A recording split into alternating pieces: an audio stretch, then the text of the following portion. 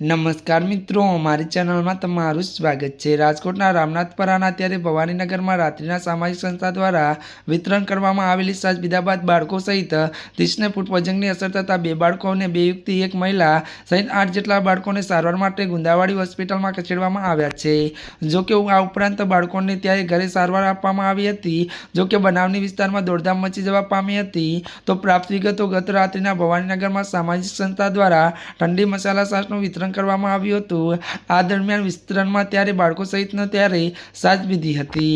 જોકે સાજ પીધા બાદ થોડીક જ વારમાં બાળકોને પેટમાં દુખાવો થવા સાથે ઉલટી કરવા લાગતા પરિવારજનો ચિંતામાં આવી ગયા હતા અને ફૂટ વજનની હોવાનું જાણવા થતાં બાળકો તાકેદારી ત્યારે પદ્મકુંવરબા એટલે ગુંદીવાડા હોસ્પિટલમાં ખસેડવામાં આવ્યા હતા।